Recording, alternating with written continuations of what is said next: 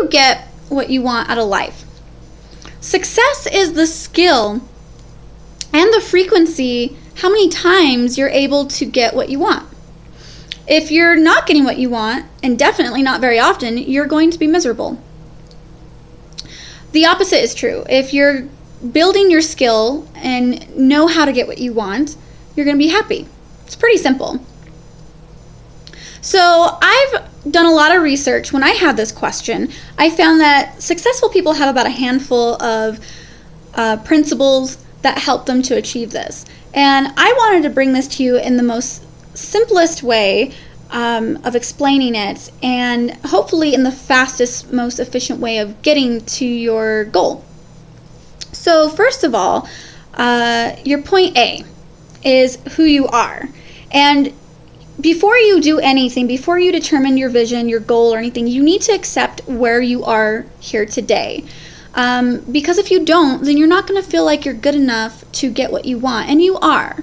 Your point A is the compounded result of your decisions from thus far. So you need to accept that this is where you're starting, and that's perfectly fine. And everybody is in a different place in their life, and that's okay. It's perfectly fine. You need to choose your destination based on what you really want. Don't let other people influence what you want for yourself. They'll tell you what you should want. Some people are coming from a place of wanting security and safety for you, or their own agenda. So when you're determining your destination, your point B, just remember to choose something that you want. It's for you. It's your vision of your life. It's your goal. And so it should be based on what you want. Because if you achieve it and it's not what you truly felt was aligned with your soul, then it's not going to make you happy. Now, I've noticed that some people don't even bother getting started moving towards their destination if they don't have a clear, defined vision of what they want. And that's a huge mistake, because you can go based on something simple, something that you do know about yourself, something that you do know that you want, and then as you get closer to the destination, you can refine it. You can tweak it and make it a little bit more aligned with what you truly want. So don't procrastinate simply because you don't know the vision clearly. You'll waste time doing that, and then you'll never get started. So start moving. Progress. You want progress. So start moving forward, even if you don't have the whole picture, but refine it on your way. You'll figure it out as you go. So that's super important. When you're choosing your destination, I don't recommend having it based on another person. So since you have the conscious decision about what you want, and when you do make that decision, don't settle for less, don't lower the bar, go for it, get what you want, but don't have it rely on another person's decision. Respect that you have the conscious decision, but you need to respect their decision as well, because that's a positive relationship. So sometimes it's unavoidable. So if you're wanting to build a business, for example, and you need to persuade people to buy your product or service, that's why business is so difficult, because you do have to do that.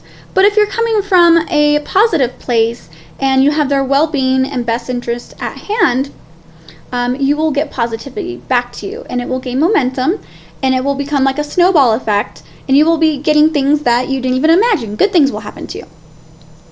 However, on the opposite end of that, so if you are persuading someone and being deceitful, not having their best interest at hand, not respecting them as a person, then you're going to get negative energy back. Now, there are people who are very skilled at deflecting that energy that comes back to them, but it takes energy to be able to do that. And what ends up happening is when it comes back around, it gets more powerful and stronger, which takes more energy to be able to deflect it again. So eventually, somebody who's doing it from a negative aspect that deflection will eventually become very overwhelming and very difficult to keep up with, and they won't be able to eventually. And bad things will happen, and they definitely will not be getting what they want. So I don't recommend doing it in that sense. Another example of not having your destination be reliant on a person's conscious decision is, let's say you wanted to have a relationship with a specific person. That's what you really want, and that's what you're going towards. I highly recommend kind of tweaking that a little bit so that you look at the characteristics that you really admire about that person and really strive for a relationship with a type of person like that. Because then eventually when you do achieve it, the universe knows exactly what is, best for you. So that specific person might not be available. Maybe they have a boyfriend or girlfriend and they choose that. You need to respect their conscious decision. And if you are so reliant on being with that specific person, you're going to be miserable and you're not getting what you want, and that's just bad. So if you focus on that type of relationship with that type of person, you have a higher probability of actually achieving what you want and having the best for yourself. So that's what I mean by don't let your destination be reliant on another person's conscious decision whenever possible. So the space in between point A to point B is going to be your transformation. That's your journey. And there's going to be hurdles and challenges for you to show the universe that you really want that. You need to prove that you need to become the person that's going to be able to handle it when you get there. So for example, if I wanted to own a multi-billion-dollar company, if I woke up the next day and I was the CEO of a multi-billion-dollar company, I can tell you right now, I do not have the skills, the knowledge, or probably even the passion to be able to sustain that vision. It will crumble and fall to the ground, and that's not what I want. So the universe needs to test you to see if you're going to be distracted and if you're going to detour too much into another scenario, because then you're not going towards that specific goal anymore. So you need to put in the hard work. It's good to be kind of obsessive about getting there, but you need to enjoy the journey as well. So I recommend take a few detours. Just keep your eye on the big picture, because you don't want to take it too seriously. You want to have a little fun. The journey is about 80 to 90% of getting what you want, so have a little fun with it. Meet the awesome people on the way and, learn a thing or two. Might be fun. So that brings me to my next point of having a positive support system. So you need to have supportive people who remind you of why you're doing what you're doing, who you are, and why you're doing it, to help you remember and to get where you want to go. So mentors are really powerful when this comes into play, because they've already been to your destination. They've already achieved it, and they know what you're going through. They know the thoughts that are going through your head, and so they'll have really powerful words to help inspire you to get there and push you through those moments where you're feeling down, when you're feeling stuck and not sure where to go. They will help you.